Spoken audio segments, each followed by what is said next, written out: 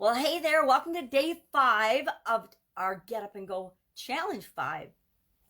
Doing 30 plus days on dealing with challenges, dealing with change, guaranteeing that you're better off after you've experienced a change or challenge than before you experience that change or challenge. Using something we'll talk about in a few days called the SOAP framework. Probably thinking, what the heck, it's day 5 and we haven't even gotten into the framework yet. You haven't even told us how to deal with challenges and changes, what this framework is and what to do. Take it easy, take a deep breath. We're going to get to it. All of the work that we're doing probably through these first 5 days and for the next couple of days is the foundation. Whenever we want to make a change or we want to learn something or we want to add value to our lives, we need to make sure that we're building it on a solid foundation.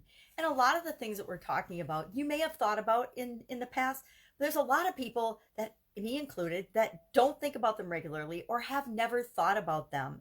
And so we want to make sure that we're taking the time to build that solid foundation, to make sure that we're building our challenge and our change process moving forward on a solid foundation of things like what's important to us, what we really want, why we want it, our core values, things like that, before we go ahead and look at what we've done in the past and what we want to do going forward. Before we install and before we can install in our subconscious that new framework, that new system, we have to make sure that we have something solid, some solid ground to build it on. Have you ever seen a sandcastle? Let's say you're building a sandcastle on the beach. Anybody ever done that? I have. I've got a granddaughter, so I did it with my kids. I did it when I was a kid, done it with my granddaughter. And if you build it too close to the water, or if you build it on a non-solid ground, it's easily destroyed, right? And it doesn't take a big kid coming by and stomping on it for it to be destroyed, although that's a possibility as well. So we want to make sure that we're building that solid foundation as we go through each of these tools and each of these objectives. So yesterday we ranked our 7 key areas of our life: physical, mental, emotional, spiritual, financial, relationships, and contribution, in order. 1 being the most important to 7 being the least important. And I gotta say, I thought it was interesting. I don't know if you've looked at yours, and maybe you've never done this before, but if we look at how we rank them, that makes it easy for us to make decisions and go forward in our life. It helps us to make sure that we're working on the things that are most important, because if we work on the things that are most important to us, we get a bigger bang for our effort, our buck, than if we work on things that are just busy work and don't really get us the results and move us toward what we want.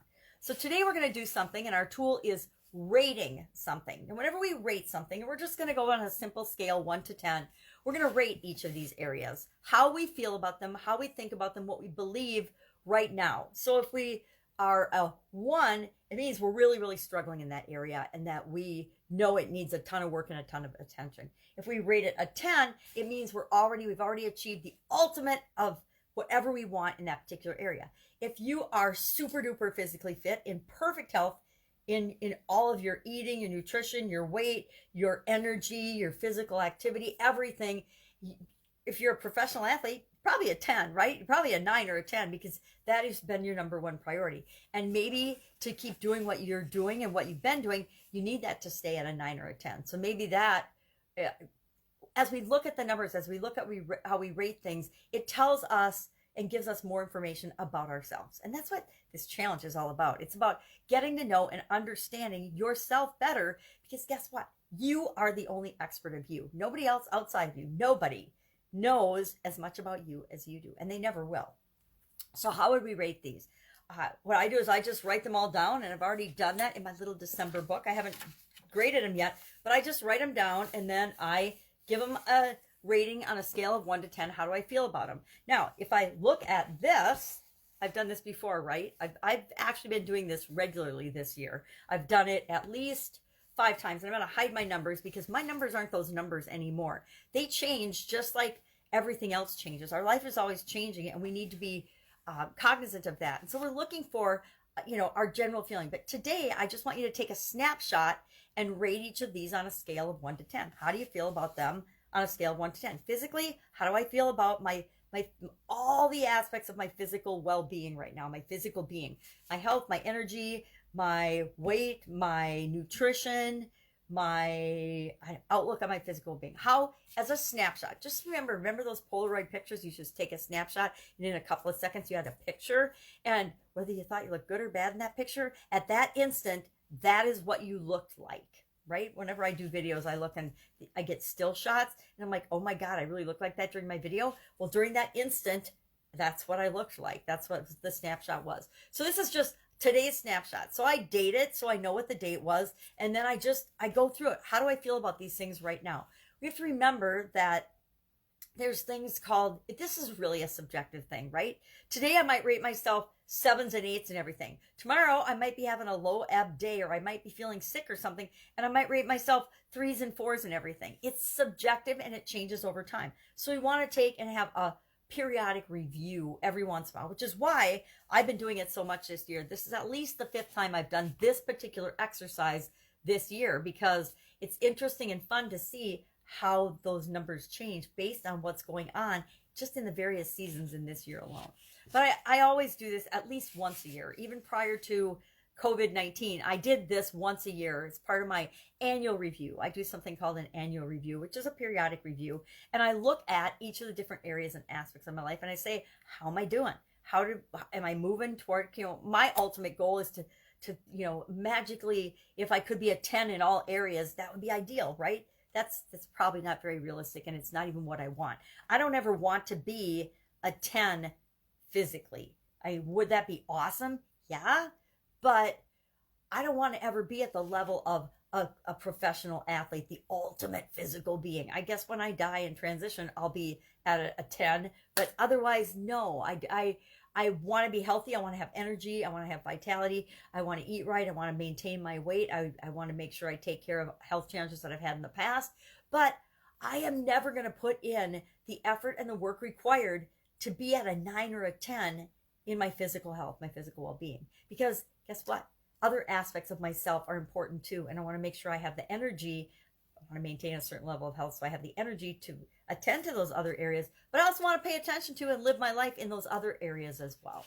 So what we're going to do, 1 to 10, each of these, rate them. And then for our assignment today, I just want you to share one area, and maybe it's not your number one area personally, but what is the area you would like us to dig deep into first? What is the area that you want us to walk through the SOAP framework and actually do a specific example and work through the SOAP framework? I will do an example, whatever category we choose.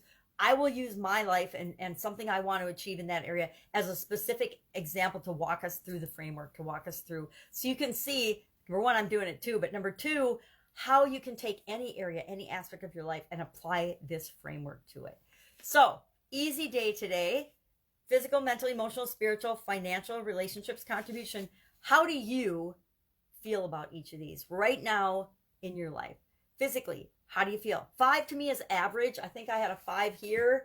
I had a 5 in October. I haven't done December, but I was feeling pretty average. Now, I don't know how I feel today. I guess I still feel pretty average. I don't feel like I know I could be doing a lot more. So how do I rate myself today on that? How do I rate my mental health, my emotional health, my spiritual health, my financial health, my relationships, and my contribution? And I'm, again, subjective. Nobody's going to see this but you, but it gives you a benchmark. The things that we measure matter. The things that we pay attention to and that we take the 5 minutes or however long it takes to do this. I don't even think it takes 5 minutes. The minute or two to do this matters. It means that the different areas and aspects of our life are important enough to us to look at and to want to measure. And once we measure it, we can decide and use it to set our priorities, to know what we should work on next. One of the biggest challenges I think people have on the planet is, well, what do I do now? What do I do next? And this challenge, one of the outcomes that I hope that you achieve for it, because it's definitely done it for me, is I always know what to do next. I might try to tell myself I don't know, but I always know what the next thing is that I can do in any area and aspect of my life. And I want you to have that too. I think it's a gift to always know what to do. And will it be the perfect action every time? Of course not. But at least it gets you moving in a momentum. And once we're moving, that's when we can make things happen in our life.